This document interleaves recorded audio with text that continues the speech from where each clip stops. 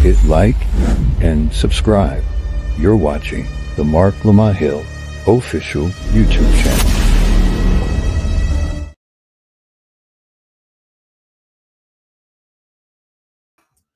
Peace, family. This is your brother, Marc Lamont Hill. Welcome to Night School. Every night here on the Marc Lamont Hill official YouTube channel, we hold Night School, where we break down the most interesting topics, the most contested subjects, the most engaged debates going on in the world today. And tonight is no different. We are excited to be here. We got a bunch of great topics that I want to make sure we cover. Donald Trump today defends hate speech. His team just spoke to the UK, and they basically told them, look, if you want a trade deal, kill them hate speech laws. We'll talk about that. We also want to talk about a white cop's son who shot up FSU. But interestingly enough, nobody is calling it terrorism. And I want to give an update on this Carmelo Anthony, Carmelo with a K, this Carmelo Anthony murder case. Kyle Rittenhouse has weighed in, which is wild to me. So we will talk about that as well. But before we do that, I had a very interesting moment on the internet. I've been having an exchange with somebody on Twitter who has been insisting that they wanted to debate, and Thursday is debate night here on the channel. They've insisted that they want to debate. They've insisted that they want to show that they are, I think the quote was, just as or more educated than me on all the topics. They wanted to show that there's a reason why there's no Marc Lamont Hill network. By the way, we're on the Marc Lamont Hill network. They wanted to basically point out all the ways that I am flawed, don't support Black America, etc., etc., etc. So specifically, I think we were going to talk about the state of Black America. So we're going to just take a few minutes to have a conversation before we move to the other topics. I wanted to give this brother an opportunity. He has a YouTube channel. You can find it. He doesn't want us to give out his government, so I respect that. We will refer to him by his which I love the name, Real Offended Ross. We're going to identify him by that name, Real Offended Ross. That's also what he uses on his YouTube channel. So it's not like, I want you to feel like I don't make him like a crazy person. I'm saying that's just his moniker for his handle. So let me welcome him to the Night School platform.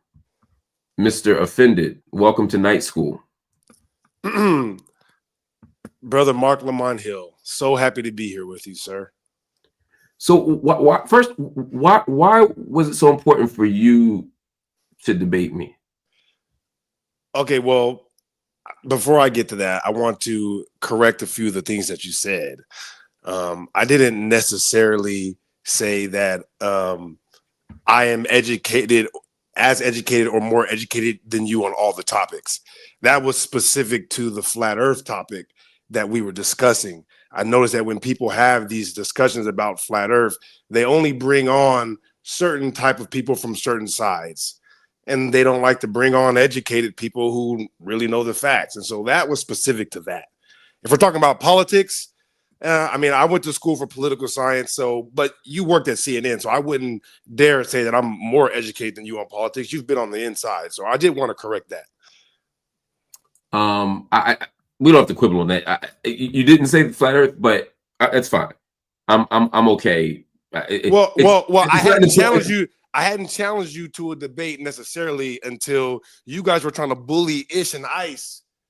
You know, I don't want to be the guy that comes on here and talks about the show because, you know, the show is a show. I know Joe doesn't like that, but you know, you guys were trying to bully Ish and Ice, kind of, you know, put him on the spot, pretend like, you know, Professor Dave does the same thing. You know, shout out Lord Jamar. You know, I don't like when people try to bully people and intellectually pretend like, well, I mean, I have a degree, so I'm smarter than you. So if I say something, that means it's true. And that's what you guys, you know, that's what you. Yeah, I didn't do any of that. That's 100% what you did. We could play the tape right now, and I guarantee it was like, so you don't believe the white man? You know, that's so funny today that you were talking about that, or not today. I'm lost, and I don't want to stay on flat Earth because that's not what we came on to talk about.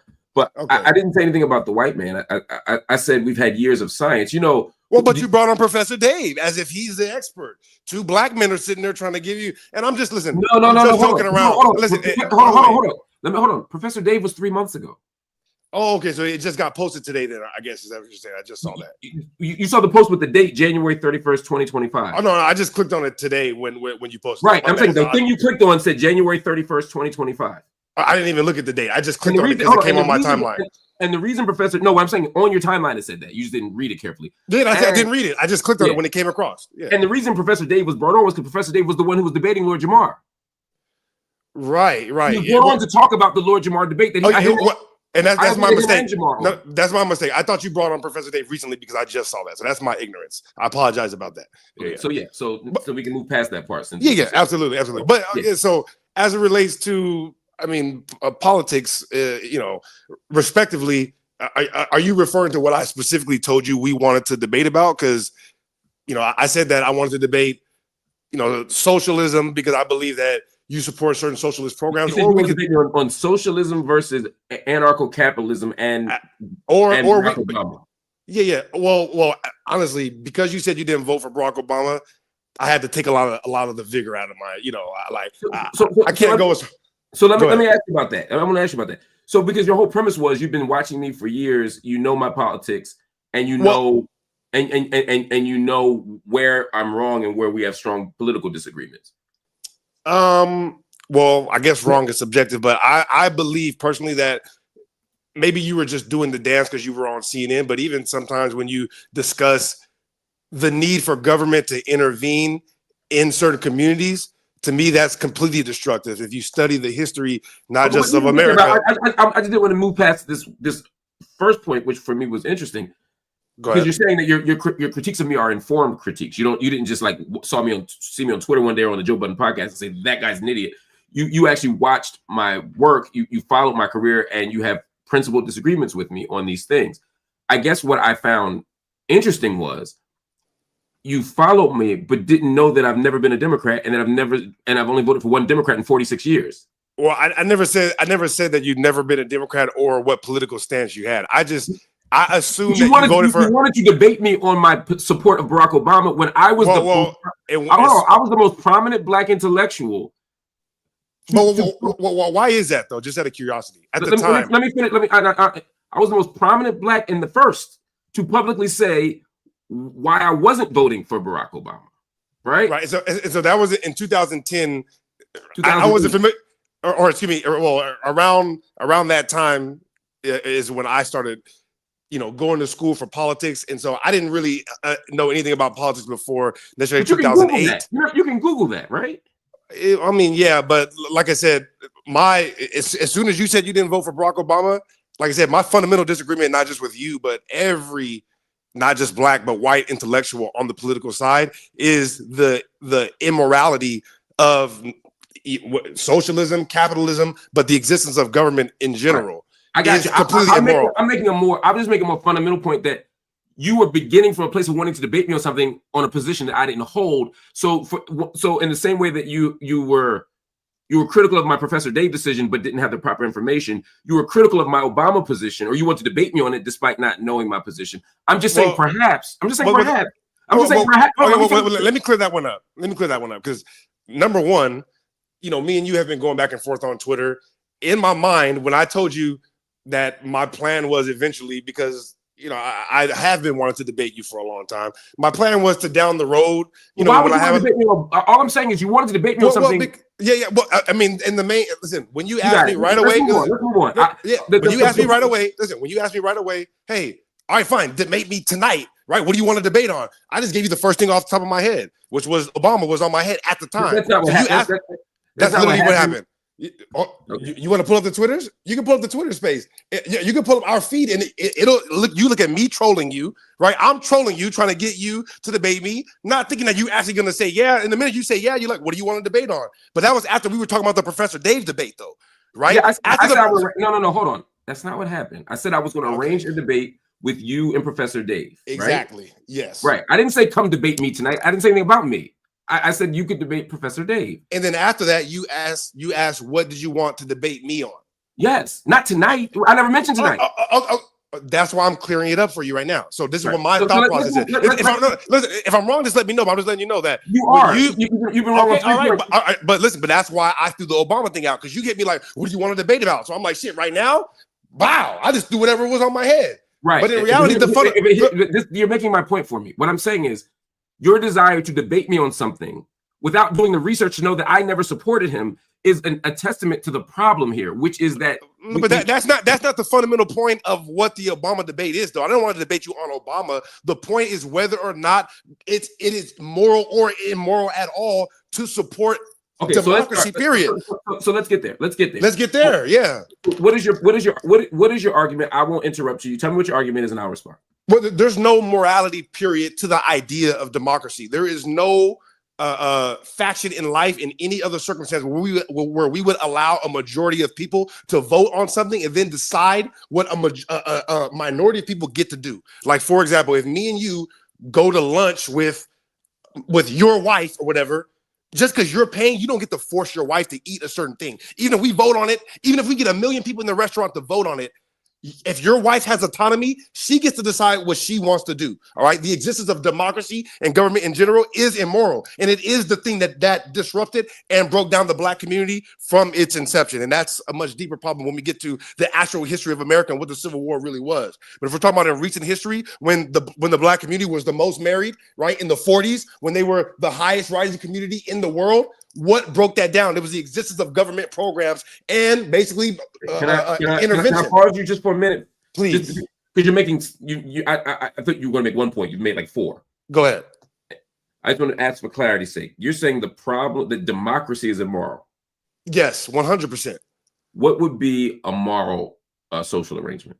Personal autonomy, not like I said, voluntarism or anarcho-capitalism. Or basically, if we're talking about, because most people's mind right away goes to violence and how do you keep people from, but it's following the non-aggression principle. As long as people have autonomy over their own body, and as soon as somebody decides to aggress on somebody else, then now they are putting themselves in a position to be aggressed upon. As long as everybody follows that, then there is no need for the government to have a monopoly on violence, which is what they have right now. They're the only ones that get to legally force other people through violence, kidnapping, all the things that if any other citizen did it would be illegal. The government gets to do it legally.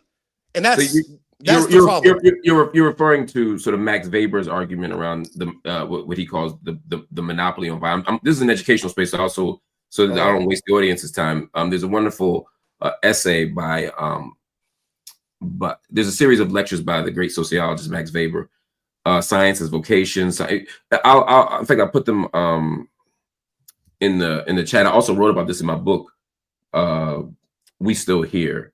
So you should understand what Weber is talking about, because he's talking about, fundamentally it's a critique of the modern state. And what I'm understanding you to be saying is that the modern nation state is inherently violent and inherently unethical in terms of how it manages the minority populations. Is that fair?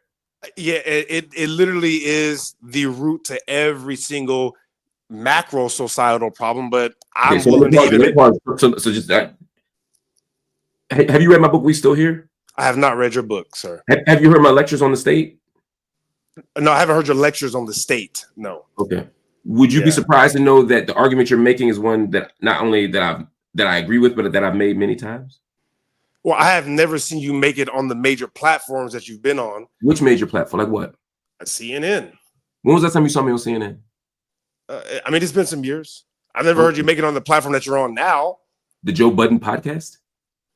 I mean, okay, so when we start talking about how certain things should operate politically and how certain communities maybe need to receive more government assistance. Well, let me ask you a more fundamental question so we don't waste our time. It is a yes or no question for me. Do you feel that you know enough about my work or my ideology to have an informed critique of it at this moment right now? Yes or no? I feel like right now you don't want to deal with the topic that we had. I'm asking a simple question. And if the answer is yes, we can proceed. I think yes, absolutely, yes. Okay. So you disagree with my position on how on the state. Well, tell me your response to what I just said. You know what I'm saying is I have do you agree with what I just said? Do you agree? Yo, hold on, time out. I started my response to you by saying, right. Would you be surprised to know that was okay? Maybe it seemed rhetorical. I agree.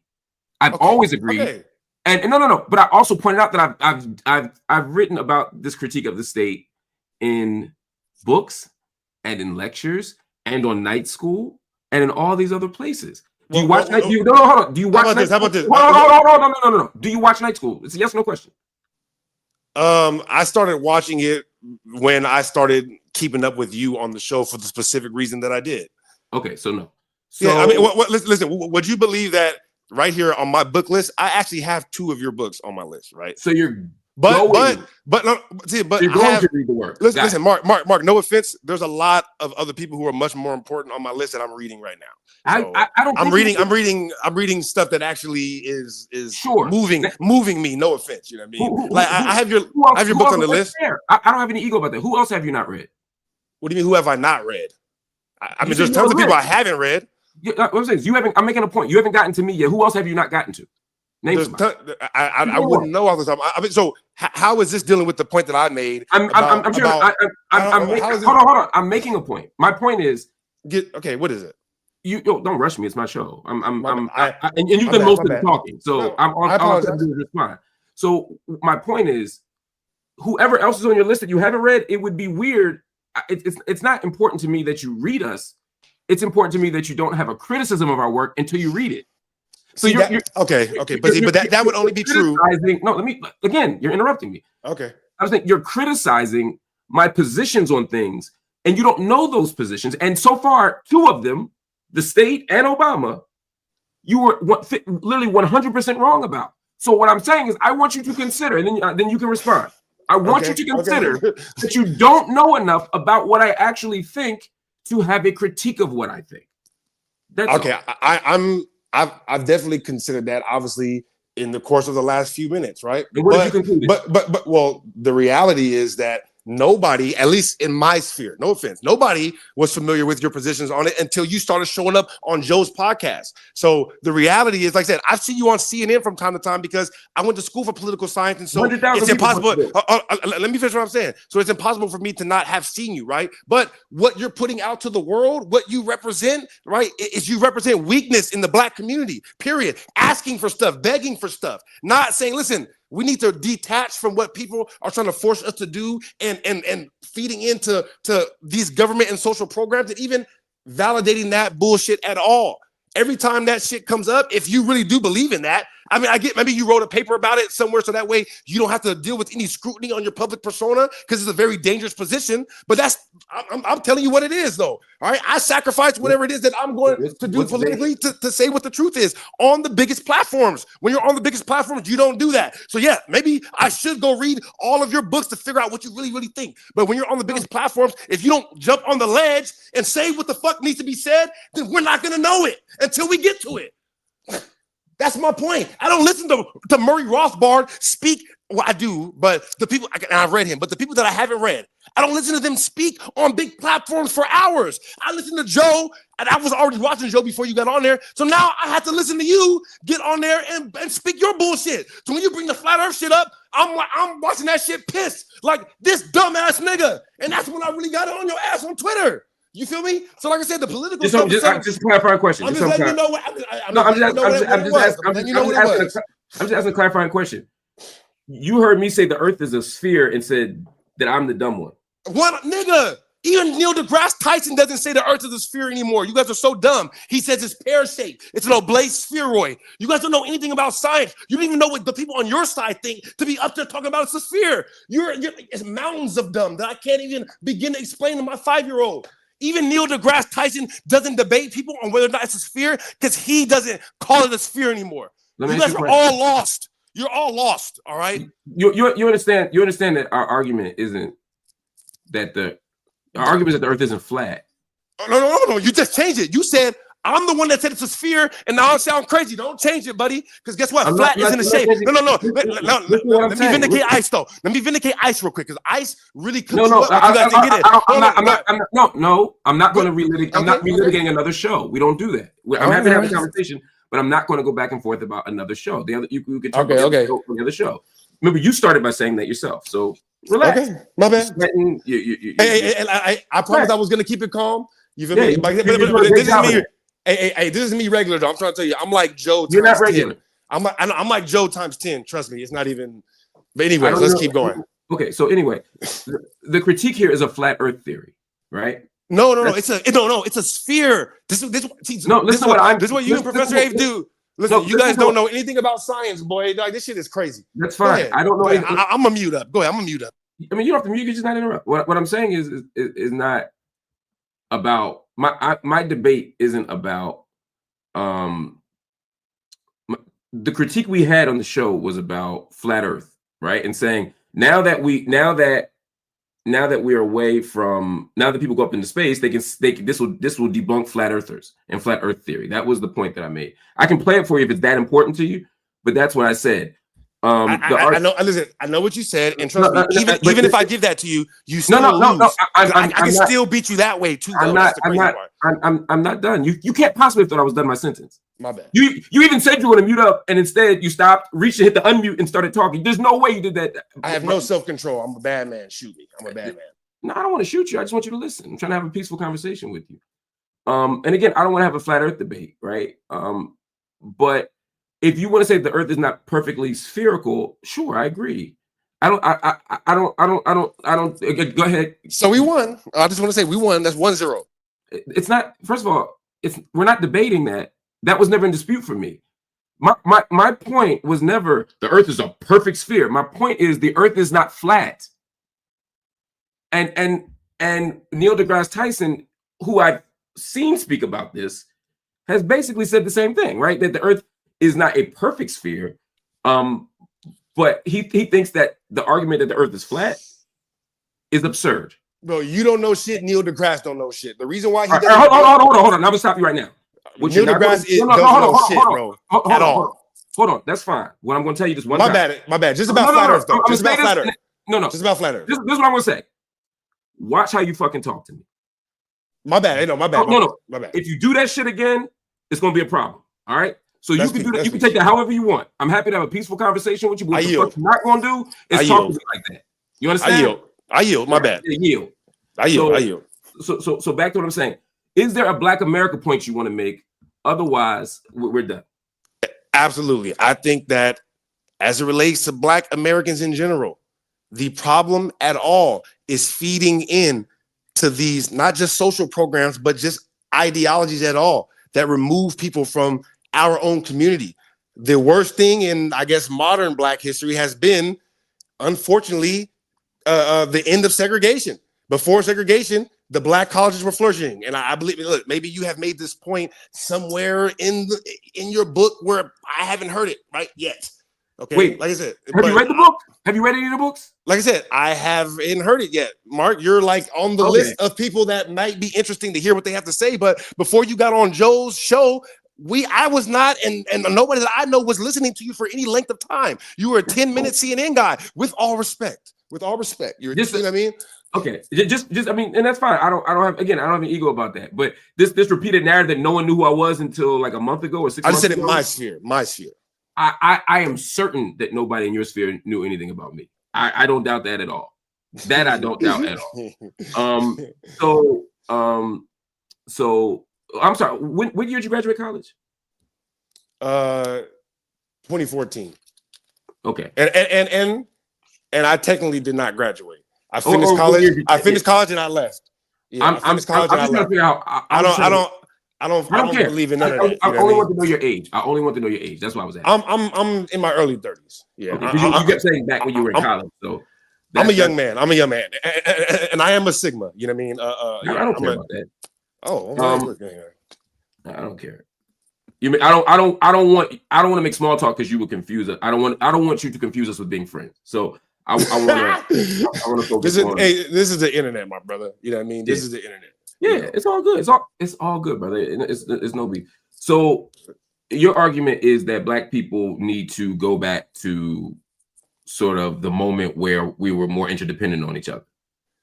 100%. People in Washington, D.C. cannot tell people in California what to do unless we agree on it, period. California is further away from Washington, D.C. than Toronto.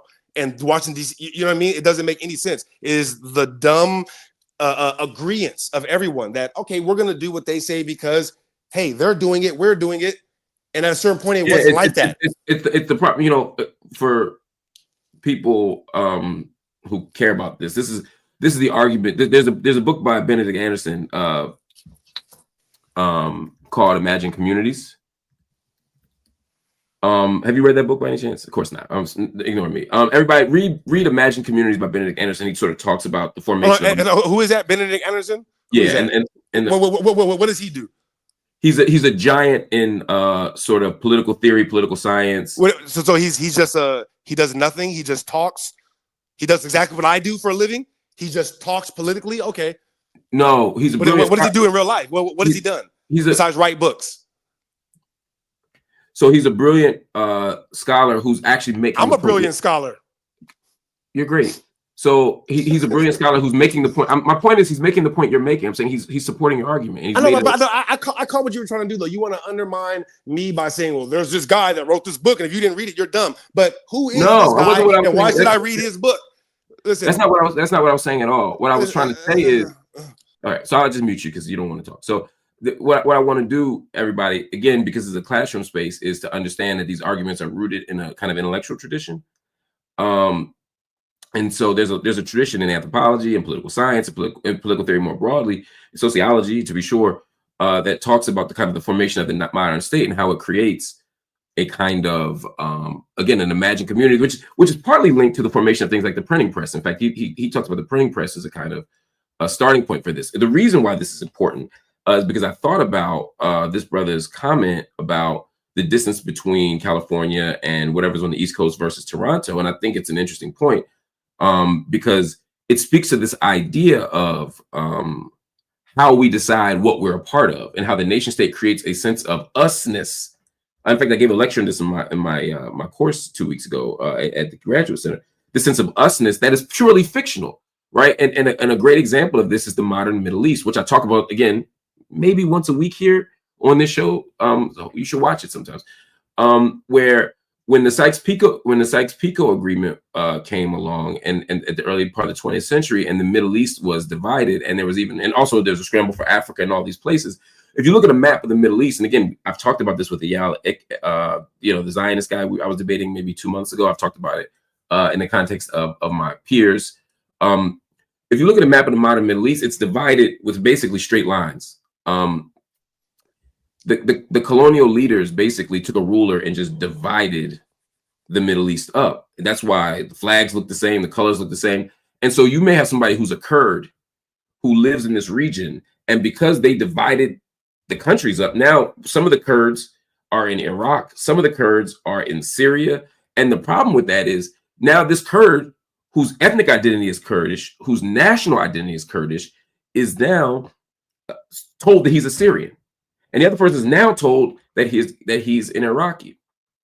And I'm supposed to have beef with this Iraqi because I'm a Syrian, or I'm supposed to believe somehow that I'm different than that person, when our ethnic and cultural identity is bound together with this person in the other country. This is the part of the danger and the violence of the modern nation state. And so when I pointed to Benedict Anderson, which again, I think is a book you should read, but I'm sorry if I offended you by suggesting that. I thought because you're a political science major, you may have read one of the leading theorists in political science, but that's fine. Either way, I don't care. I don't care if you read it or not. But the point here is that I want the audience to understand. Otherwise, I'd be wasting the audience time to just watch you yell and shake.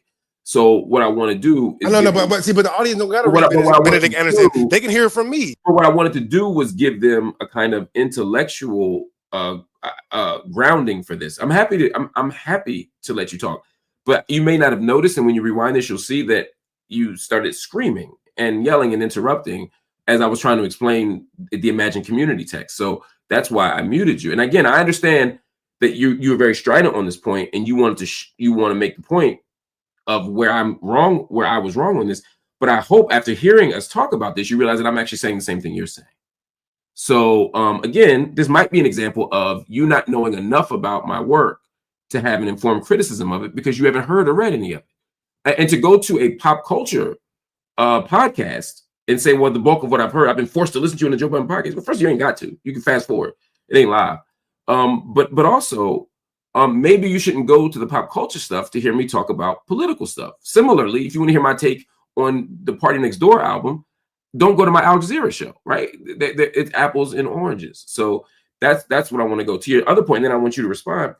I don't have an issue with the nationalist argument that Black people need to do for self. That's why I've always advocated doing for self. That's why I've been part of organizations that support doing for self. That's why I promote Kuji Chagulia.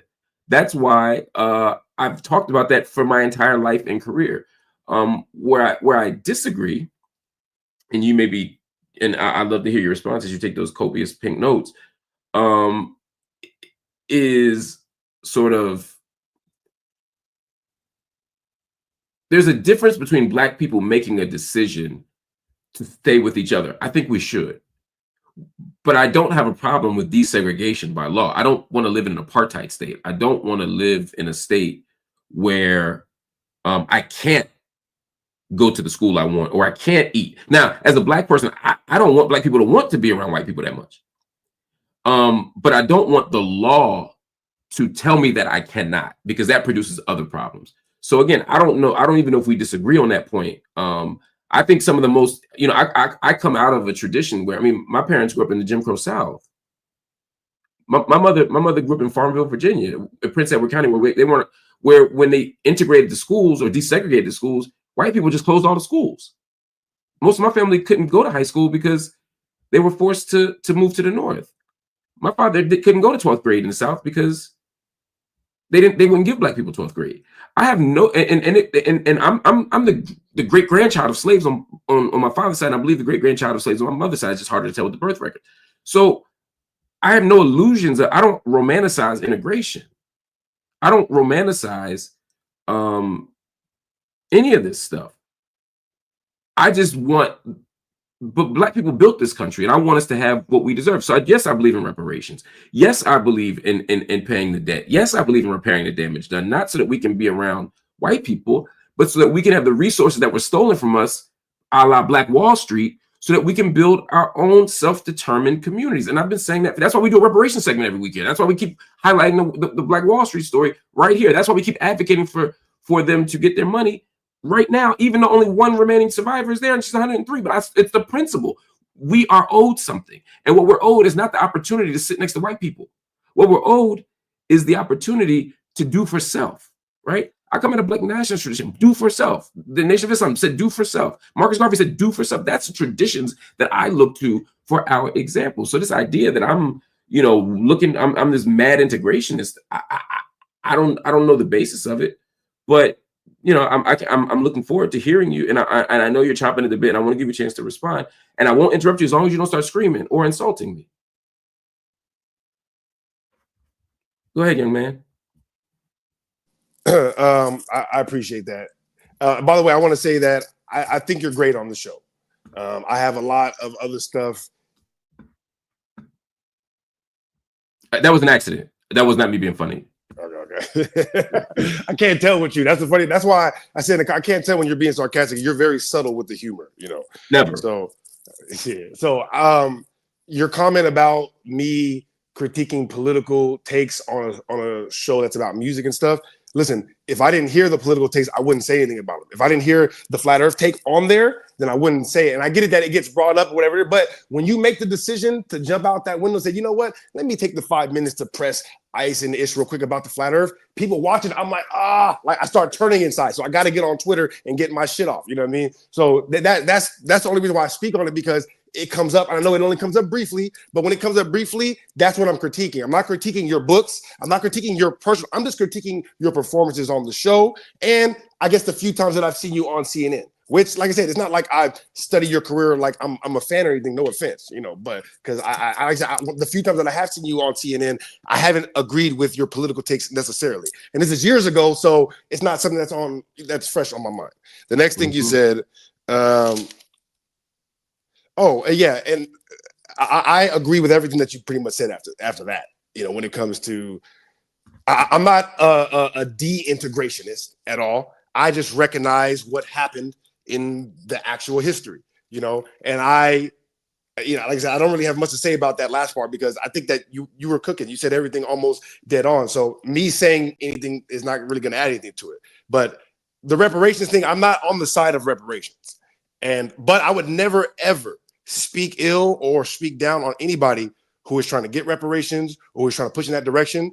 If it happens, then it happens. But I'm on the side that all of our energy, especially when you look at the amount of money that passes through the Black community itself each year, I think that the minute we decide let's do something else with our energy, the whole world has to move that way.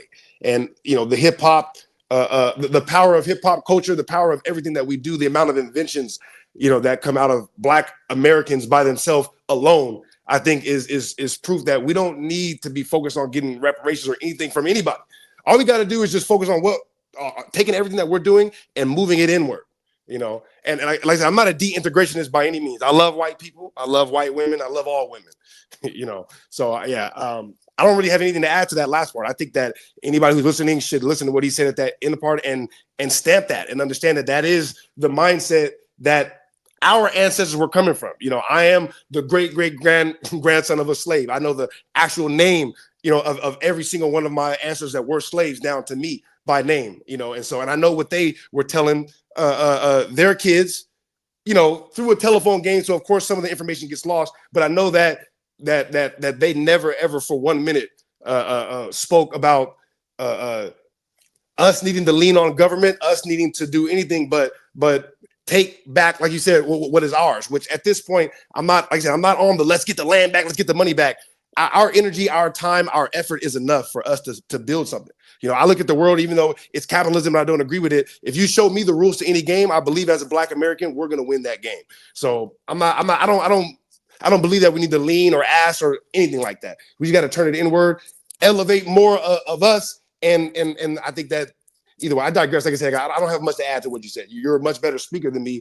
But in the areas where I think people have bad information, I have to jump in. So I'm not critiquing your books. I'm just critiquing the few times that a political topic may come up on the show. I'm just critiquing that performance on the show. So I want to be clear about what political topic are you talking about? Well, I mean, if you want to get to something specific, I can come back with something very specific, like I will post an actual video of you saying something. I'm not holding you to like a word for word thing. I'm just in general, like what type of, because you seem so outraged enough to challenge me to a debate. And you told me you're going to drag me and beat me and have me selling donuts and all this other stuff. Again, that was because that was the flat Earth thing. This was before the flat Earth thing. No, it was the flat Earth thing. Like I said, the political. So off the table. Is there any other topic that you feel like I'm just so off base on that you just need to you still need to drag me? And Amos, how about this? I'm not tuning him out, Amos. By the way, Amos, who's also a member of Phi Beta Sigma, this is, I think, one of the finest representations of a Sigma I've ever seen. When I think Sigma, I'm going to think of this brother. So thank you. Are you talking about Amos? Shout out Amos. No, I mean, when I think of Sigma, you're who I think of. Yeah, I know. Okay. So, how about this? So just a palate cleanser, since you said we're not friends, right? This is something that you guys talk about on the show that really not pisses me off, but I think that there needs to be some regulation. All right. Listen, for all the Black men living out there, I know that there are people that agree. This will be our last thing. Then I got to pivot to some other topics. But fantastic. Listen. Kids and wives do not have to run the house. All right. Now, don't get me wrong. I got 2 young sons, so I understand that kids get rowdy, but I don't have to hit. Are you married? Are you married? I'm not married. I'm not married. I was gonna find. I was gonna be shocked. Okay. Yeah. No, I'm not married, but I got kids. You know what I mean? And I'm in long-term relationships though. I'm in long-term. Yes. I'm in. But I'm an honest man. All right. So what house? What house are you talking about running? Multiple houses. Okay. All right. I'm just trying to understand.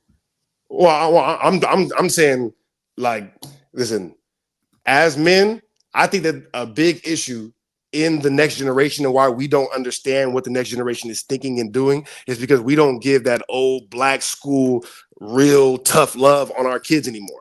You know, and I grew up, like I said, I grew up with that slave getting beat like a mug. And so even though I'm a rowdy human being, you know, I know how to keep my mind straight. And I was raised basically in a military household. And a lot of kids these days, you know, I think a lot of YNs, quote unquote, they're not getting that tough love from the men in the older generation. Like, I don't care who it is. I don't care who it is. If I see a YN with his mom or whatever it is, I'm correcting it in the store, in Target, wherever I am. And so I think that, like, you know, like I said, I would never ever critique, you know what I mean, the way people deal with their kids like that. Do what you got to do. But in a broad term, though, you know what I mean? Put hands on these kids. All right? Okay. I don't give a fuck. You got to beat these kids. All right? Stop. Okay. I'm sorry. I want to be clear. I don't advocate corporal punishment. I can tell. I understand your position. You can't tell. All right. My children are successful, thriving, and happy. And I believe it's not a personal thing. I'm like, you made it personal. It's like, you know what I mean? I'm trying to, but broadly, we need to start being more serious on these kids. Stop. So this whole, I can tell, first of all, you haven't raised any children, so you have no idea. That's completely false. I have 2 boys, sir. How old is your child? One is 7, and one is 2. Okay, so 7, right? So I'm talking about raised. I have adult children, so I've raised them. You haven't yet to raise them because they're still children. That's what a point I was making. Okay, hold on. If you let me finish, you'll understand what the point I'm making. My adult children are successful and happy both happy and successful functional human beings. Right. You did just put that story out, though. I mean, like I said, we don't have to go into it, but I mean, this is not the right time to be. But you did just put that story out. This is what I'm saying. All right, let me make it simpler for you. So take children off the table. I'll just talk about you. If you're saying that the way you were raised made you the person you are, and you're using that as evidence for why we should raise our children that way, I think there are a lot of people, I'm not speaking for myself, but there are a lot of people who might look at you and say, this person seems unhinged, emotionally out of control, strange, socially awkward, and maybe just a fucking dickhead. A lot of people say that about Joe, too. A lot of people say that about Joe. I'm only talking about me and you right now. I know, but I'm just saying, a lot of people say that about Joe.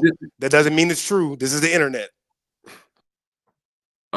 And so this isn't about Joe, who's my brother. We're not talking about him. We're talking about you and me. We're having a conversation right now. And that's all I'm gonna say about that.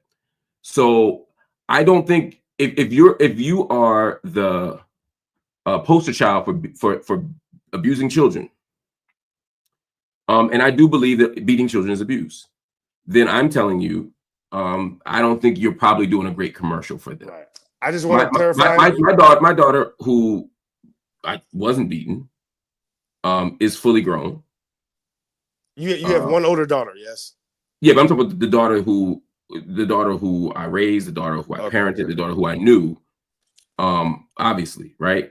Okay. She's. I did preface my statement though by saying I have never put hands on my kids. I don't have to put hands on my kids. I literally said that word for word. I don't advocate that. We need to get heavy on the tough love. Your children. I don't want to talk about you. We need to get heavy on the tough love though. I don't put hands on my kids. I don't have to. I make no judgment about your children. I don't want to talk about your children.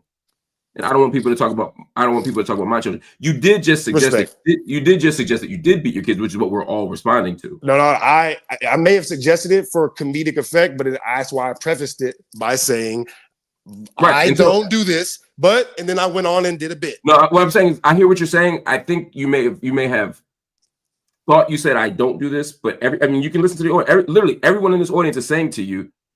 Listen, I'm gonna tell you right now. I have never in life misspoken on the internet and been confused about something that I said. Okay. It's never happened, and I've won money. If you would like to bet that I did not preface my statement, I don't want to bet. Listen to me. That would be smart. That would be smart. That would be smart. Don't listen to me. I don't want to bet. But then don't say it though. That's my point. If you don't want to bet, if you don't want to put your money where your mouth is, don't say shit like that. Because I know what I said. I said in the preface, hey, by the way, I don't hit my kids. I don't You said have put to. hand. No, you said I don't have to. I don't put hands on my kids. I don't have to. That's literally what I said. Okay, so if you don't want to put money on that, don't say I didn't say it. I'm not arguing about whether you said it. You won't let me finish. You understand that I wasn't going to say. I just wanted to be clear. What I'm for saying you is, and your people in the audience too. All you motherfuckers in the audience. All right. Don't do that. Right. Don't do that. This is why I'm telling you. And then I'm going to wrap this up. I mean, we've been talking for 44 minutes. What do you want? I appreciate your time. No, because you said it before. I appreciate your time. I appreciate you for letting me come on this long. For no bullshit. This is the internet, so I'm doing the thing. You know what I mean? But yeah, and here's the problem. And I'm just gonna give you some I know you think that being an asshole and being rowdy and being provocative will get you viewers and get you attention. That's not it. I promise. I promise that's not it. Maybe not. But you have 42 followers on Twitter, and I think you had like 900 subscribers on YouTube. Yeah. Whatever you're doing, shout out all my 900 subscribers. Whatever I appreciate whatever you're doing isn't the answer, and it's not the solution. I know you think it's cool, and I know this is going to make your day or your week or your year or maybe your life. I don't know, but I think it's kind of try something else, like something that's informed and thoughtful. It might be better. I'm only responding to you to let you know that what you communicated to the audience, regardless of whether you said it or not, because I'm not trying to debate you about what you literally said. Maybe I misheard you, but I'm just telling you the entire audience also misheard you, which at some point might be a reflection of how you're communicating. But whether what you do with your children or not is irrelevant. I don't have any judgment on your parenting. You made a judgment of mine. I have no judgment of your parenting, but I can tell you my daughter, who's an adult, I raised her. She's happy. She's healthy. She goes to an Ivy League school. She has friends. She's talented. She has a bright future ahead of her. She knows how to give and receive love. She has no expectation that men are going to beat her. I'm happy with that outcome. So if you have a thought about how I parent, again, and that's what I said, because 10 years from now, 11 years from now, 20 years from now, when your kids are grown, you can make a judgment of the effectiveness of your parenting, right? Because that's the only way when you raise them, not when you're raising them, but when you've raised full stop, complete sentence. That's what I'm saying. So let's move off of that. You think Black people should beat their kids more? Fine. I disagree. Family, as we concluded, I want you to read Stacey Patton's wonderful book. It's called Spare the Child. It's about the relationship of Black people to corporal punishment and abuse. I think it's a great book to read. I think it debunks all the arguments that are going on here. As far as Black men controlling their households or running the household, or women not running the house, I disagree. I think, I live in a world where men and women are equal, where we're both human beings and we both deserve to be treated that way. And so, shout out to Bullet the Butt. That's very funny. And so, I don't want to live in a household where I run. I don't want to live in a household where I dominate. And Chef Shai, by the way, that biblical argument about spare the rod, spoil the child, spare the rod, spoil the child's not even in the Bible. He's nodding because he thinks it's true, but it's actually not in the Bible. It's kind of a falsity. But regardless of whether it's in the Bible or not, because I don't think we need to make our judgments based on scripture. I don't want to live in a household ultimately where I'm dominating anybody. My wife and I make decisions. I don't run the house and she doesn't run the house. We live together as adult human beings, and I think that's pretty amazing and dope, and that's how I want to live my life. And so I don't think this idea that Black people were better when Black male patriarchy was sort of the centerpiece of our lives. The families were together. They weren't together because of patriarchy. We were together because we couldn't live anywhere else. We were together because divorce wasn't a possibility. But those houses also had lots of domestic abuse. They had lots of depression. They had lots of isolation. They had lots of emotional estrangement, abandonment, and it's unfortunate that we don't see that. Amos, it says it's important. Just for clarification, he does not speak for my fraternity. Please, Mark, make sure this is known. Yeah, I don't know, man. I'm gonna have some Sigma jokes for I can eat off maybe 3 years of Sigma jokes for this. Yeah, I'm with you, Sickest. This is the. I guarantee you guys don't have one good joke to say against me right now. It's not even. I agree. Somebody here said his baby mothers are black. I don't care if they are. They're not, y'all. One of them is black. One of them is not. It's not my business. I don't care. Some people said you were biracial. I don't think that's true. I am biracial. Absolutely. Who's the white parent? None of my parents are white. Oh, what are they?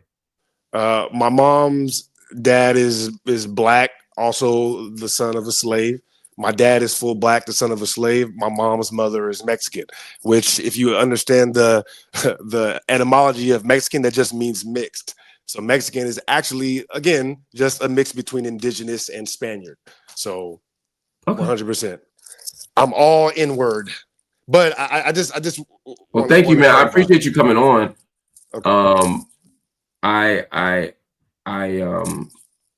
appreciate it. I don't appreciate it, but I'm trying to just be better about saying exactly what I think. I mean, well, I would hope you did, especially here on. That's what the internet is for. All right, in real life, you're not supposed to go out in real life and just blurt your thoughts out to random people, especially when you're doing business. But here on the internet, this is the place where you can be honest, and there you will find a community of people that maybe can give you some feedback, and you can agree. So, although I say that this is me kind of doing the thing. This is just like Joe is not going to just go around yelling and screaming at people like he does on the podcast in real life. You have a real obsession with Joe Budden. This is weird. The only reason why I have to watch you, Mark, is because you're on Joe's show. Literally, Joe is the best A mic in the world. I'm in the business. I study the best people in the business. That's the fact. Okay, that's fair. Yeah, that's fair. Yes. If your only access to the public is a Twitter account with 42 people, you're not in the business.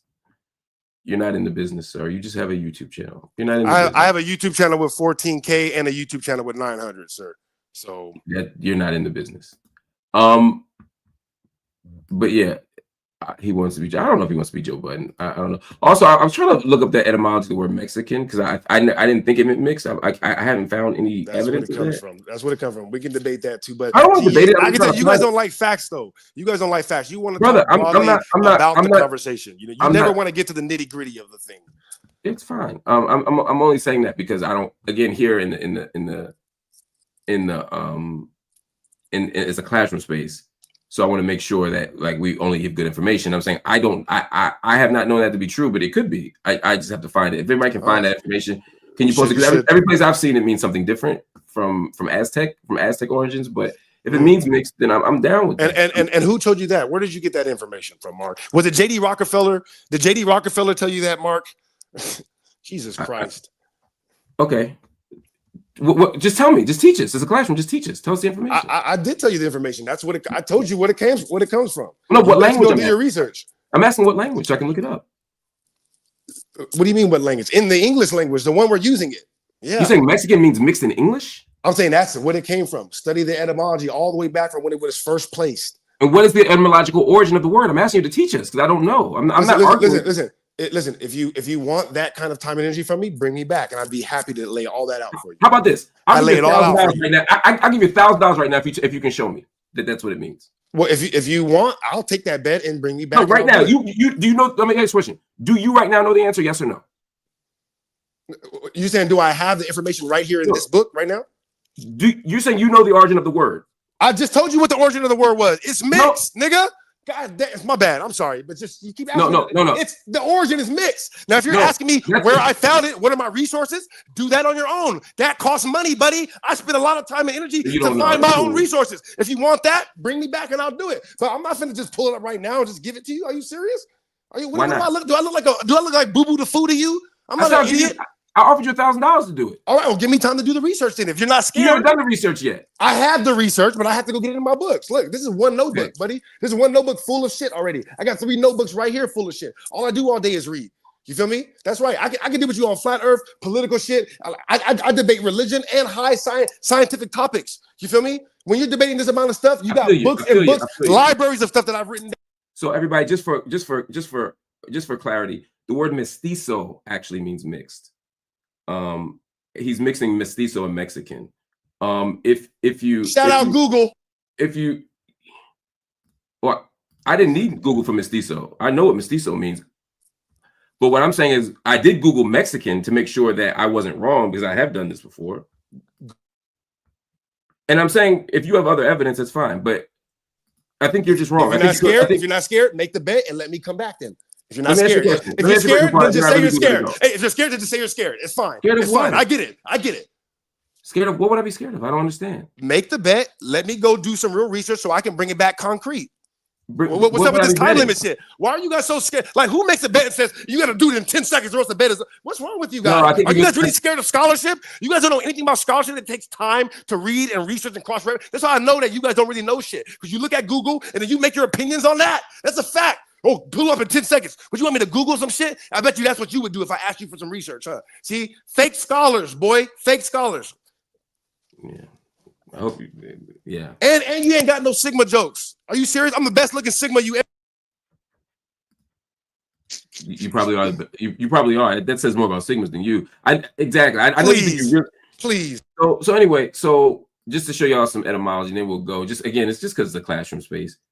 And so no bet, right? No bet though, right? No bet. What right? was he betting? You scared to bet?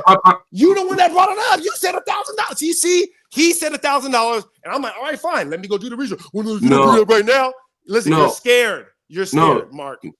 Okay, Mark, so I respect you, but you're scared. If you don't, and if you interrupt again, I'm gonna hang you up. So what I said to you was, I asked you what the origin was because I didn't believe that was the origin. You said it was, and you suggested that you'd already done the research. So I said, well, what's the answer? And you said, I'm not going to tell you. And I said to you, well, and I said to you, oh, don't. If you hit the mute button, we're done. So what I said to you was, I said, what's the origin of it? And you said the origin of it is mixed. That's not the origin. That's the meaning. The origin means what language. I was asking you what language it was rooted in, and you don't know, and that's okay to not know. But I said, but you suggested that you did. I said, well, if you know, and you said, well, that's free. I'm not doing that for free. I said, well, I'll pay you to tell. If you can tell me right now, I'll pay you. You know. But if you're saying the word Mexican means mixed, I'm just saying I don't see any evidence of that. I speak Spanish. I've studied Spanish. I taught Spanish, so I have some knowledge of the roots. And when I look it up, it says Mexico. The root meaning. I see all kinds of things here. None of them. Everything from straw. Let's see, Dutch, Mexican, Aztec, Nahuatl, which refer to the valley. I don't see anywhere it means mixed. Mestizo has always been what I understood to mean mixed, and I think you're confusing mestizo and Mexican. I think you know that at this point. You just won't stand down on it, but that's fine. You have a final point to make, and then we're gonna go. You get that first word, and then I'll leave you. alone. I'm sorry. One question: Do you speak Spanish? Just for clarity's sake. Yes. Well, I understand Spanish. Well, I haven't spoken in a few years, but Spanish is my mom's first language. Yes. So I know your mom speaks Spanish. Do you speak Spanish? Yeah. Like I said, I understand it. I don't speak it fluently because I haven't spoken in a bunch of years. It's fine. It's fine. You don't have to. No. When I was 14, I used to work in the actual fields and could only speak Spanish. So absolutely. But you're 34 now. And don't. Well, I'm not 34. I'm not 34. But so you're not willing. So you're not willing to bet that there is no translation of Mexico at all, where the origins mean it's mixed. That's what you're not. You're running away from that, right? Sure, I'll bet you. $1,000. That there's no translation or origin of Mexico of Mexican that comes from mixed. I want to be clear. I don't want no Joe and Ish shit. All right. I want it to be. Where are the terms right now? $1,000. Are we betting $1,000? You want me to give you $1,000? I'll bet you $1,000. No, we can bet. If I'm wrong that there is no origin of Mexican that means mixed, then I'll give you $1,000. Sure. But I'm gonna pull it up. I don't know. Like, this is a really dumb bet. But listen, so you're standing on that. That in nowhere in history, the word Mex or Mexico does not come. Wait, now you're saying Mex? No. Do you see what you just did? The word Mex? Mexico. So Mexico. Yeah, sure. So Mexico came from the word Mex. They add Mex and then co together and made a word. So the origins of the word Mex. That's not how the word was origin, but that's fine. Okay. So the origins of the word Mex aren't mixed. That's what you're saying. Good. I'll take the listen. It's only $1,000. Like, what the hell? Come on now. All right, let's do it. We'll make the bet. All right. So when can I come back on and show you? You're not coming back on the show. You can make. All right. Well, Okay, well, so I'll send it to you on Twitter then. And then when I'm right and we go back and forth, you try to backpedal and then you eventually can't, you're either going to pay me or pretend like we didn't just make this bet, just like everybody else does. Listen to me. I'm rich. $1,000 is fine. All right. Well, then we should send me 1,000 right now then, man. Help the black community. I'm just playing. No, I really hope you're proud of yourself. Like, I hope this really was worth it. Dude, this is the internet. It is not that serious. I can tell. All right. Well, thank you for coming on. Well, and listen, if I could just shout out my channel, if that's okay. Yeah, that's all right. This is what I want you to do. I want you to. I'm gonna mute myself on the count of 3. I'm gonna mute up, and you can do your thing. You got no. I'm being serious. You got 5 minutes of uninterrupted time to promote your channel in any positions you have. Okay, is that fair? That's fair. All right, 1, 2, dickhead. All right, y'all. That was some strange person. He's gone. Let's see. Other stories we want to talk about in the thing. Let's get right to it. UK free speech. Hold on a second. My wife is asking if I'm okay. I must be loud.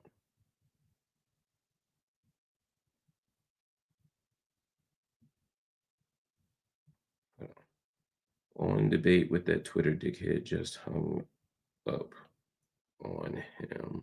This is the real time, yo. And finishing stories. All right. So I should, to be honest, and just for context, y'all, I wanted to do him at the back of the show, the interview with him at the back of the show, but I was running late, and I felt as a polite host that I shouldn't make him. I'd already made him wait a half hour, so I wanted to get these 3 stories out so people who didn't want to watch that didn't have to. So I apologize for not doing that at the bottom of the show. Mike Henderson said, I admire everyone on this thread who hasn't lost brain cells. Rosa Billy, we need you to stay on and debrief with us to manage our hysteria and rage. This is a lot. We need aftercare. I got you. Bring it to Green said, well, for some etymology, y'all might dig Armageddon comes from Hebrew. It's true. Arma and Gedos, right? Isn't that right? My boy's off his meds. I don't know if he got meds, you know what I mean? And I don't want to shade anybody who needs or is on meds. Maybe he does need some. I think that his life would be a lot better. But he definitely wanted to, he said he wanted to drag me across the internet in a debate. Hasna, thank you for the membership. Mike said, I'm awake now. Word. All right. Bullet said, I know the class hates it, but I do it. You know, every once in a while, you gotta pop out and show. Anyway, so let's he should set up those 5 minutes. Yo, he was hype. My man thought he was getting 5 minutes of, like, I don't know, man. Yeah, he ain't got no $1,000, man. It's all good. It's all good. I'm glad y'all got a little entertainment out of that. All right. Anyway, let's get to the actual stories now, because I do want to get to the stories because they are important. I want to start with this Donald Trump story. So get this. Trump's team just told the UK, if y'all want that trade deal, better kill them. And the them is the free speech, at least the free speech laws, right? He said, if you want to deal with us, dead serious, kill those hate speech laws. According to sources close to the White House, Vice President J.D. Vance is making it very clear that if there's no unencumbered, uninterrupted free speech, you're not getting any kind of deal with us. Now, you know, the romanticization of free speech is interesting, right? Because there's a way that you'd be like, oh, they're champions of free speech. And it's like, they're not. What they're particularly doing is trying to remove, as I said, hate speech restrictions. They want to make the law in such a way that hate mongers, anti-Semites, white racists, anti-black voices, etc., transphobes, going down the list, pick your poison, that they can all speak freely without any restrictions and with no regard for the harm that they will cause the public. I'm going to pull this up, this JD Vance's words. I want y'all to see what your boy said. Relationship with our friends in the UK and also I'm going to rewind it because take that, rewind it back. Know that there have been infringements. Homeowners, whoops. when your water or sewer line breaks. Oh, there we go. Oh, these stupid ads, man. There's supposed to be ads on this. Hopefully Princess can save me in the edit. If not, I apologize. Let's see if we can get this up now. Let's see if we can pull this up. Oh my God, what is going on? This is why I hate the internet, man. Rushed, late, multitasking. It's modern life. A lot of people do it. I did stop doing it one day, though. There we go. I said what I said, which is that we do have, of course, a special relationship with our friends in the UK and also with some of our European allies. But we also know that there have been infringements on free speech that actually affect not just the British. Of course, what the British do in their own country is up to them, but also affect American technology companies. I give up. Oh, no. Y'all get the point. Y'all get the point. Y'all get the point. Y'all get the point, man. They're using the language of free speech, similar to the way the right uses the language of liberty, as a way of shielding people from democratic responsibility, from civic duty. I have a right to say what I want. Yeah, but if what you're saying is doing literal harm, if you're creating environments and climates that do harm, then yeah, it's a problem, and it's one that we have to think about. So when JD Vance says free speech, he's talking about protecting folks who say racist, homophobic, transphobic stuff online without any consequence. Trump's people say the UK is, quote, eroding Western civilization. The Brits must really find that funny that Americans are saying that they're eroding Western civilization. If you, even on purely imperialist terms, that's some wild shit to say. Just because they're cracking down on hate. Basically, they're saying Western civilization is about being able to say what you want, as if, again, there've never been restraints and constraints on this. And they're using trade talks as a kind of leverage. They're pressuring labor leader Keir Starmer to scrap laws that protect LGBTQIA plus folks, Muslims, and other groups from abuse, just to keep American business flowing. This is a reminder of how the U.S. has always exported its hate and culture wars. And Trump's henchmen are turning global deals into tools for spreading hate under the banner of freedom. And this isn't the only domain we're seeing this. We see this with the universities. Think about this. And xenophobic is another one. Yeah, Ifiolu, thank you for that. You know, there's a way with the university stuff right now where they're saying, hey, we're going to put the feds on you. We're going to take away funding. We're going to deny foreign students, international students, excuse me, if you don't play ball with us. The Trump administration is leveraging all of its power to create a single voice, a single approach, and to undermine any semblance of democracy. It is abhorrent.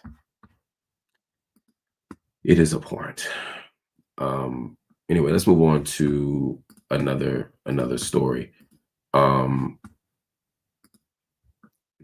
As America's racist founding father once said, in this world, nothing can be certain except what? Y'all know them. There's two things: death and taxes. And another white boy committing an act of terror. We're going to add that as the third one. Death, taxes, and white terrorism. A 20-year-old Florida State student shot and killed 2 people. He injured 5 more. This was on campus today. And cops say that he used his mama's service weapon. She's a sheriff's deputy, to be clear. They found more guns in his car and the student union. Now, let's keep this 100, right? If the shooter had been black, if the shooter had been Muslim, if the shooter had been undocumented, Trump would already be on Truth Social calling for bans and crackdowns and a new wall before sunset hit. But this man's white, so it's different. He was raised by the police. He lives in a quote-unquote good neighborhood. So this is just another tragedy in America, right? When black people do it, it's terrorism. When brown people do it, it's a civic crisis at the border. But when white people do it, it's the boy had some troubles. He was mentally ill. He had some problems. problems. There's no talk of radicalization. There's no talk of threats to national security. There's no talk of imposing law and order. When white violence strikes, it gets treated like a sad exception, not as a pattern. Meanwhile, we got entire laws built around what folks think black and brown people might do. But this boy, he had 3 guns, 1, 2, 3 on a college campus. And somehow that's not immediately domestic terror. Don't let these people gaslight you. Historically, more than half of mass shooters have been white males. But it doesn't matter. The narrative doesn't change. But we're going to call a spade, no pun intended. This country got 2 different playbooks, one for white folk and one for everybody else. And it's time we do something profoundly different. First, we're going to continue to have mass shootings as long as we have a country that deals with guns like they're toys and deals with guns as if they're an inalienable right that shouldn't have any limitations or restrictions on them. Now, again, I'm a gun owner. This isn't about owning guns. This is about the extent to which guns are accessible and normalized in this country. We got to start there. It's also about how we respond to these mass shootings right now. Look, a white boy who shoots up Florida State and gets treated as a troubled person, as someone with mental illness, as somebody who needs help, as someone who needs to be subdued but not beaten and shot, suicide by cop type stuff. I'm not against that. That's the funny part. Funny meaning ironic, right? Like, I don't want the white boy to get treated like the black shooter. I want the black shooter to get the same access, the same rights, the same freedoms, the same possibilities.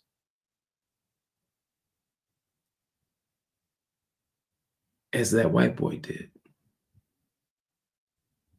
I have questions for the sheriff's deputy. How'd your son get the weapon? How did he get access? I have questions for the police. How are y'all able to subdue these people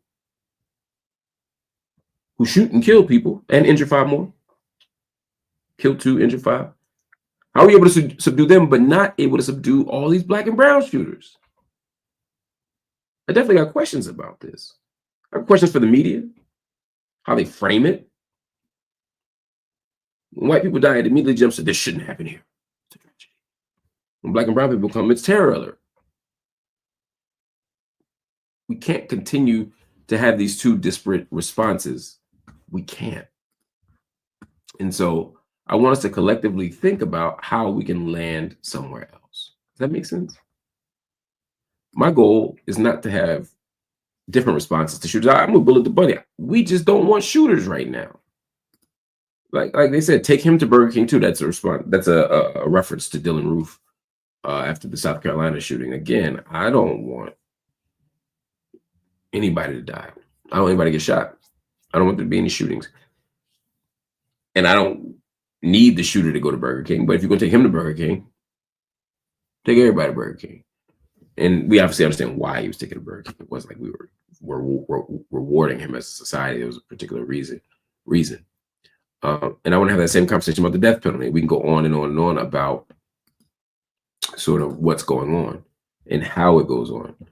Somebody said, is the same compassion for Carmelo Anthony. Yo, I love this comment right here from Kismet, though.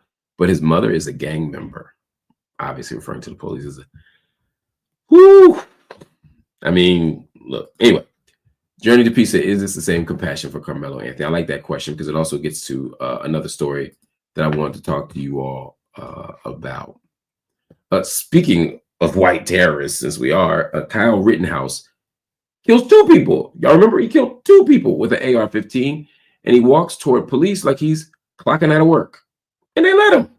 No threat, no worry, nothing.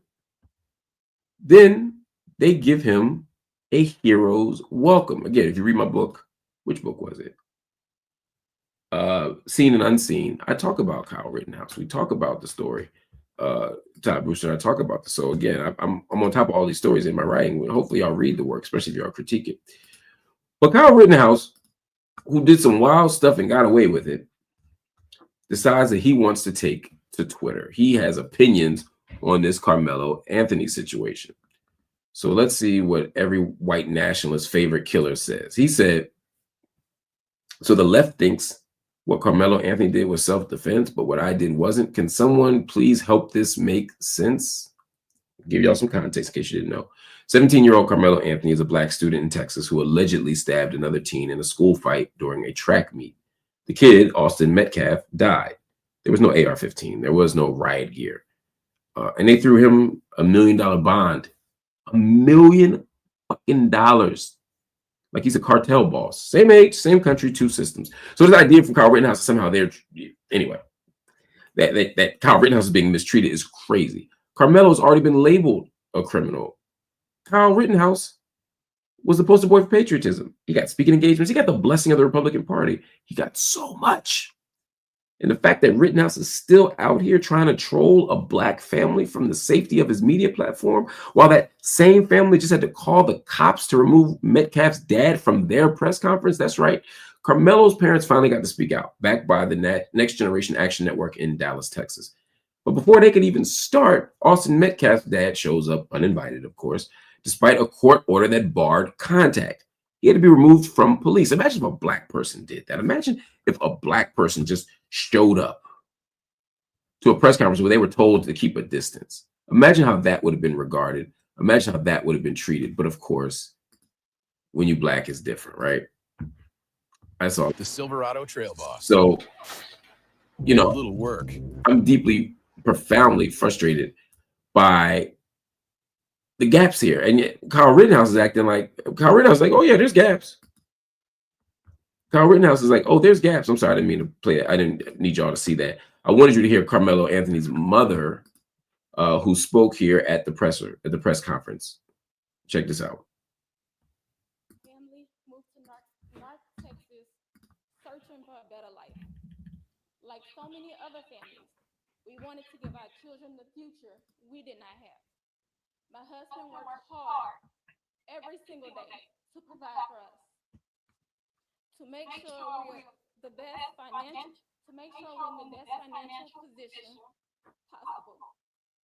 As a stay-at-home mom, I'm made it my life's mission to ensure our children are loved, nurtured, and supported every step of the way.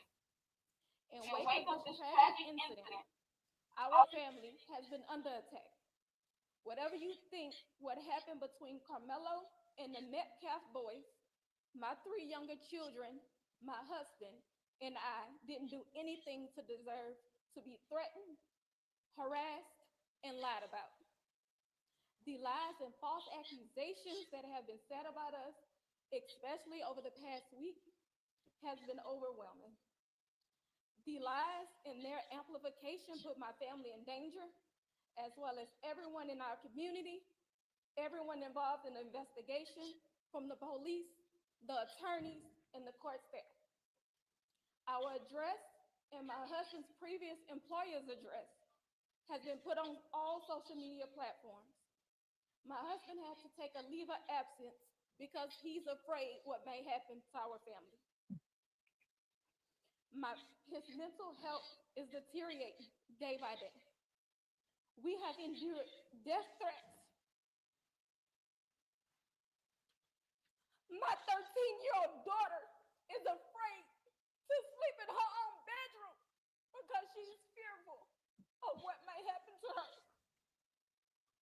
And let me be clear, the claims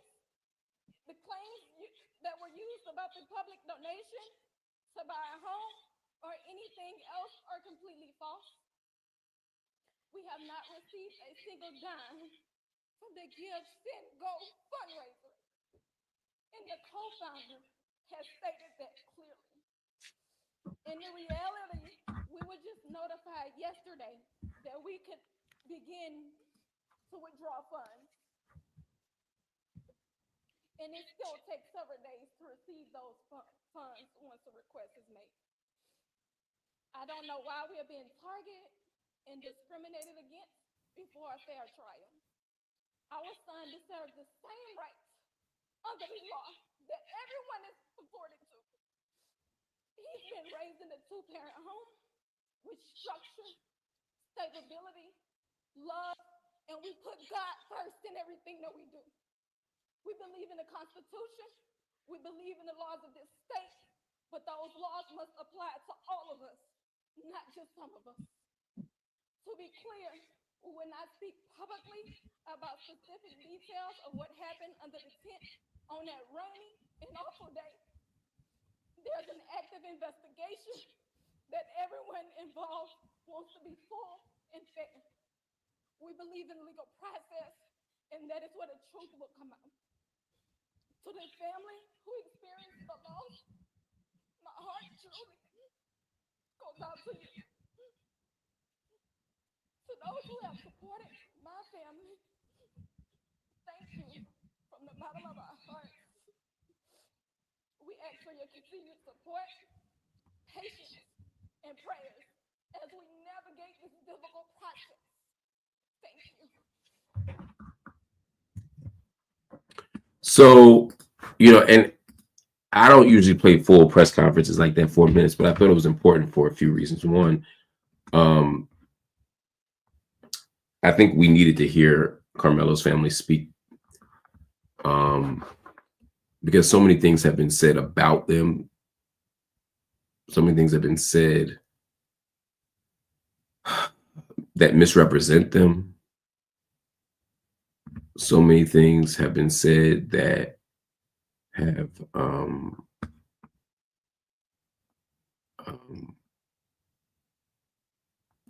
that have framed them as dishonest, as money hungry, as violent, as irresponsible, etc., etc., etc.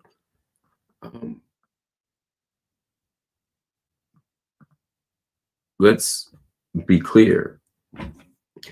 Everybody in this system is entitled to the presumption of innocence, but Black people don't get that.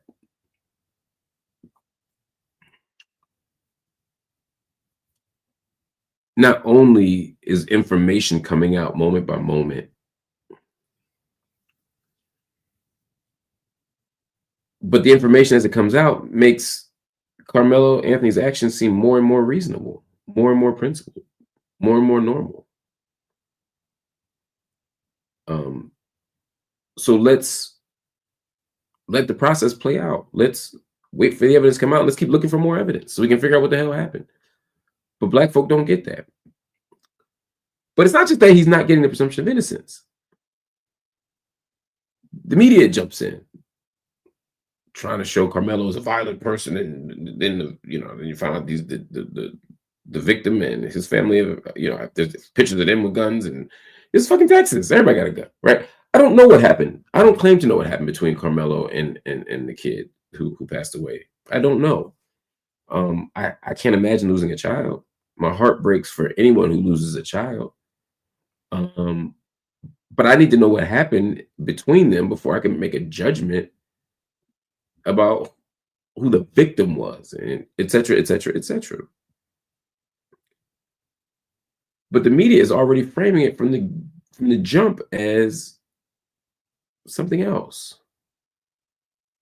And then the right-wing media and the racist media, I don't even call them right-wing, right? That's not fair to non-racist fiscal conservatives or some shit, but like the right is over here framing this as, oh, the GoFundMe is a scam. They already spent the money. They didn't. People said, oh, they bought a car. The car was purchased in 2023. It's 2025. Lies. That they spent the GoFundMe money on cars and houses. No, they are, which y'all can't seem to understand, is that some Black people have money. Some Black people live in a nice neighborhood. So when they relocated to a rental so that they could have safety that their lawyer paid for, by the way, wasn't the GoFundMe money, y'all lost y'all minds. I'm talking to the racists now. So this makes for, 77 figures said it right.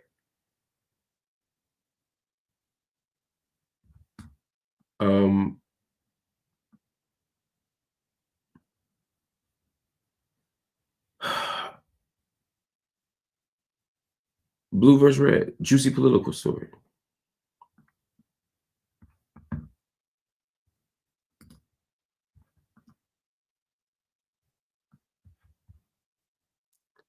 But the juicy political story shouldn't come at the expense of the truth.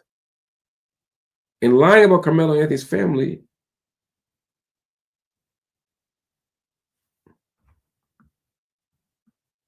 is dangerous. It's irresponsible. It poisons the jury. It poisons the public. Oh, look at them no good niggas raising hundreds of thousands of dollars and spending it. No. They didn't spend $1. She said, I didn't spend $1. We just found out now that we're allowed to withdraw funds and we still can't get it for another week. But the problem is, as they say, right? You know, the lies are halfway around the world before the truth puts its pants on. It's a dangerous lie. And it's poisoning the pool. If I were that family, I'd be suing the New York Post, the national, the national papers that picked up the New York Post. I would be suing everybody because these lies are dangerous. And then the Twitter, all these dummy accounts start reposting it, faking it, lying on it.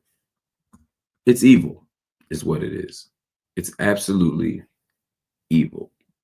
So she responded because the family's been under attack. The lies, death threats, smears from media outlets. They won't even say Carmelo Anthony's name without calling him a murderer. There's no grace. There's no sympathy. There's no think pieces about trauma or teenage brains. There's nothing that's trying to make sense of it, trying to extend any kind of reasonable intellectual or political or legal generosity. And at the same time, the DA's office tried to argue the family shouldn't even get a bond. Clearly, the district attorney said the family shouldn't even get bond because a crowdfunding site raised $415,000 for his legal defense. Now, here's what's crazy about that. White people who kill black people have 1 million GoFundMe. Even the ones they know did it get GoFundMes, including your boy Kyle Rittenhouse. Funny how the memory switches up and changes when it's you.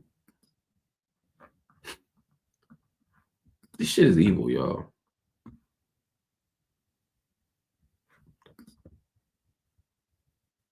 That's crazy. As Bullet the Bunny said, a minor shouldn't get bond. She doesn't mean that minors should be stuck in jail. She's saying a minor shouldn't be forced to pay bond. X the Sickest said, there's never any boys will be boys when you're not white. So true. Mike Henderson said, the hate is spread purposely. Disinformation has ended many innocent lives. So true. 1,000% true. All right. Anyway, that's it for tonight, family. We've been on for an hour and a half. I appreciate y'all so much, more than y'all could ever imagine. Thank y'all for hanging with me. Thank y'all for sitting through the bullshit. I'm grateful. Again, more than you know. I'm grateful. Hit that like button if you like what was going on. Hit the subscribe button if you like what's going on, man. Be a part of this. Hit the join button to become a monthly paid member of the channel. Because as a paid member or a paid subscriber, you help give us the financial stability that we need to build what we're building here. And to expand the staff, to have a live producer here who I could pay, to have more podcasts on the channel, to have more information out there. If Yolo Clayton said almost an hour is wasted on a troll, I'm sorry, brother. And I really mean that. I don't see it that way. I really don't. I wouldn't do it if I thought that. I wouldn't. I genuinely believe I'm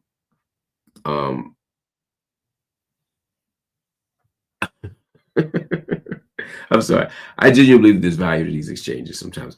What I tried to do when I realized he was staunchly pro Cocoa Puffs was try to add the intellectual backdrop and texture to the argument so that those of you who are watching wouldn't feel like your time was wasted. Because I gave you some book references. I gave you some backdrop to like sort of modern imperialism and its relationship to notions of citizenship and identity. I was trying to give you some intellectual tools and some intellectual resources so that because this wasn't really a debate. We weren't debating anything. I don't think we disagreed enough on the points that he was raising to disagree. Now, surely we had points of disagreement. We never could get there because he had decided that I was a certain kind of person who had certain kinds of politics, and therefore he would just respond to those politics and those ideas, even though they weren't who I was. I would never debate somebody whose work I hadn't read. I wouldn't yeah, I wouldn't tell somebody I don't listen. You're wrong on everything. I hadn't seen it, you know, and I stay calm for 99% of this stuff. I'm not gonna let nobody talk to me or about me crazy. Because these internet people be, you know, on some other shit. Sometimes they say shit they wouldn't say in person. I'm not on a rah-rah shit. I'm just saying that to say, um, we have to regulate our tones or remain civil with each other because that's what this is about, right? It's about civil dialogue with our brothers and sisters, man. I don't want no beef with nobody, but I'm not going to let nobody talk crazy either. Omega said he couldn't see past his own ego. That might be it. I mean, he came in with a mission, right? One is to be on the internet, and two is to prove me wrong, to drag me in a debate, to kick my butt in a debate. I don't. I think when he goes back and watches it, or someone he knows goes back and watches it, he may find out that it didn't go the way he thought it did in terms of how he looked. Let's assume he's right on every point and I'm wrong on every point. It still looked wild, and I think that's a testament to something. Amos Leak said, "Thanks for being great, Mark. I appreciate you, brother. I don't know how great I was, but I will say, again, he gave me a lot of Sigma material. Yo, the copious notes with the big ass pink highlighter, Jamila, is hilarious. I was wondering what the brother was writing down. I genuinely want to know. Again, I'm not clowning. I just was genuinely curious to know what he was writing and why. Jazz Dallas is fine to say, Mark, I feel you, but your blood pressure does take a hit to that foolishness. There's no way that you can get around it. You cannot fool your brain. Maybe there's probably a moment here and there where it elevates. But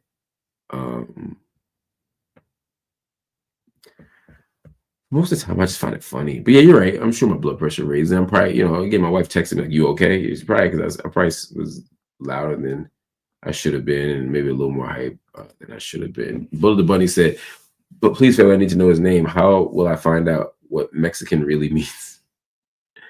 Have we finished doing the etymology? Like, you know, I guess I could be wrong, but I didn't see any evidence of it.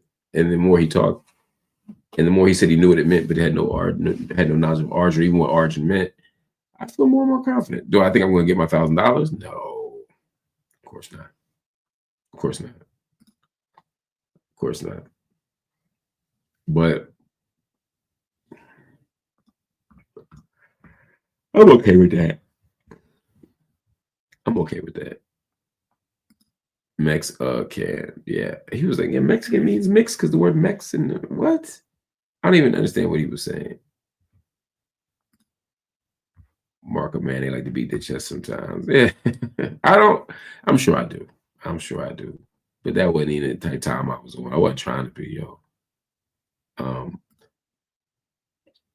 Sandy B said, "No, you checked him. Your left eyebrow raised, and I knew it was over." Yeah, I don't know. I don't know how homie thought it was going to be or why he would do that. I just don't understand people when they, you know what I mean?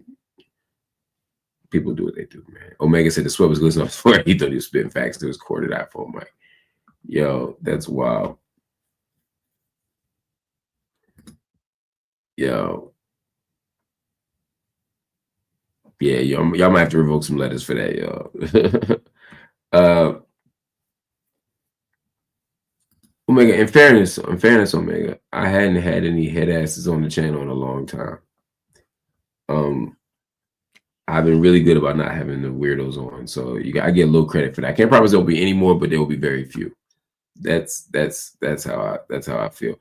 Yo, my boy Troy, and shout out to Troy, who I've known for a million years. He's my brother. Love you, Troy. He said he was performing, hoping to F out. That's the thing I hate about the internet. It's like when I watch kids in public and I watch them, they've learned in a way that we didn't, because we didn't have this growing up. They learn how to perform for the camera. Everybody's like performing for camera, for social media, for TikTok, etc. You know, these people are performing for podcasters. Like, do they think that this is going to get them a job or an appearance? Do they think it's going to get them?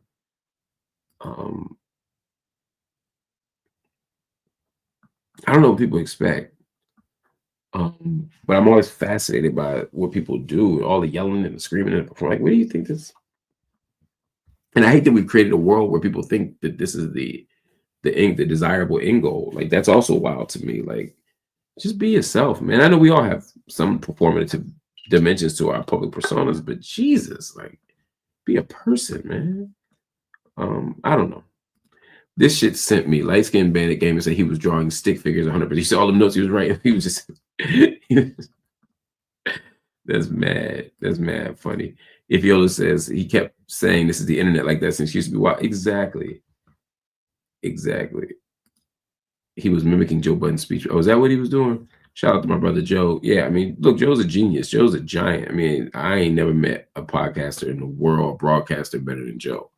There's some radio folk legends who were in that class, but as far as podcasting goes, there's nobody. I mean, Joe is one-on-one. And so I get why somebody would want to be Joe. But the way to be Joe ain't to do this shit. Joe is cool, calm, and if anything, when people turn up, Joe gets calmer. This dude was about to fly out of his seat, man, sweating like a fiend, man. I don't know what that. Again, I don't know what that time he was on, man. Exactly, sincerely, Joe is the best in the biz. Exactly. He clearly thinks that you are his door to Joe. Clear his right. Oh yeah, of course. I'm sure Joe's gonna watch this crazy person say, you know what? You should be on my show. It's weird. Again, the obsession with fame. That's a Joe with fame in general. Shout out to Charlie H, who just became a channel member. That's what we need. I need. Can somebody else? And I know some people bought memberships. If I could get a couple more people to just donate or gift a membership, that would be amazing. And of course, I'd love if some of you just joined as members. That would be super amazing, man. I'd be so grateful to see y'all there. We're about to wrap this thing up, but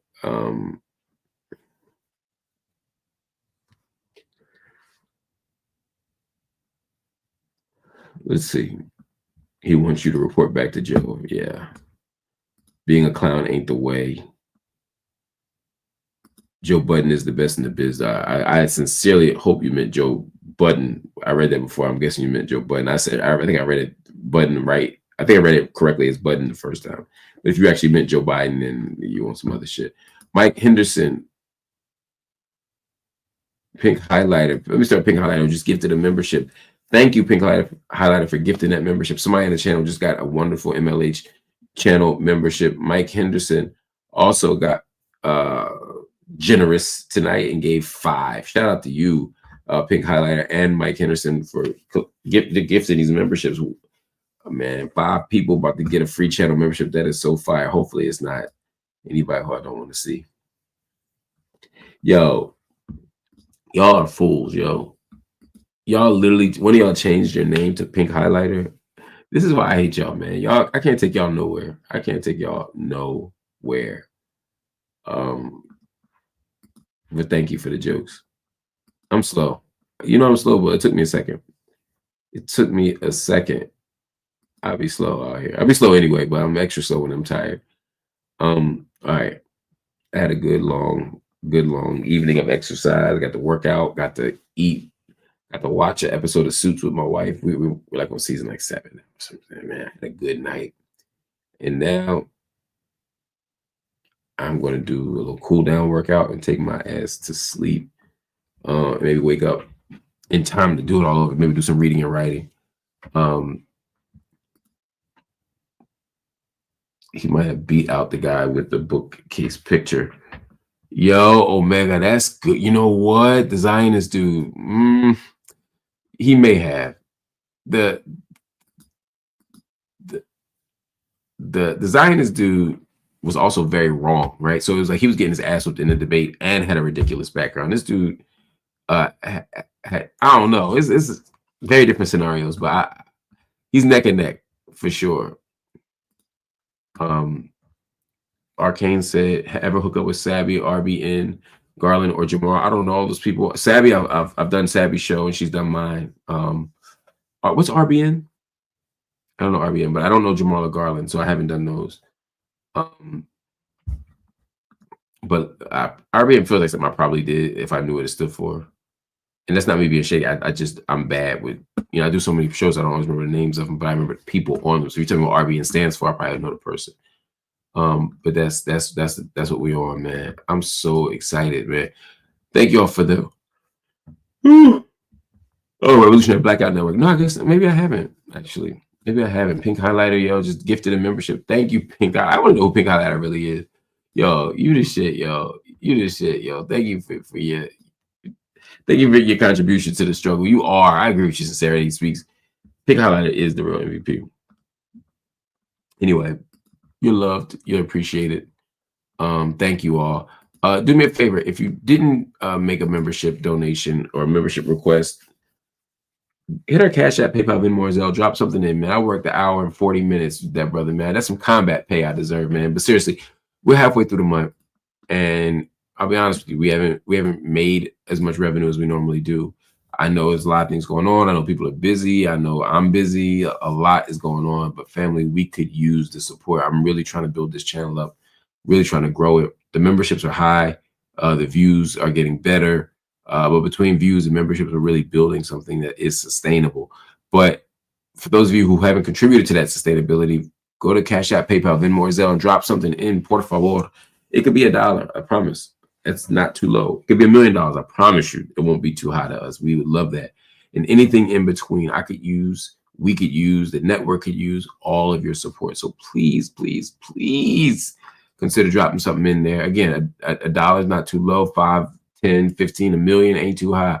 But the ideal number, not ideal, but a number that will work for us right now is if everybody watching tonight could give $5. We're just asking if everybody watching could give $5, not 10, not 20, not 100, just $5. If everybody watching right now were to donate $5, we would meet our financial goals for the month. We'd be able to pay our bills and roll something into the next month, which is what we need right now. So please, family, make sure, even if you're not here, that you still watch the content when it's not live. If you're not around when we go live, make sure you still share the content. Make sure you still hit the like button and like the content. But most importantly, it's not money. It's the idea that you share the content. But most importantly, most important is that you study the content, because studying is what night school is all about. Peace. See y'all later.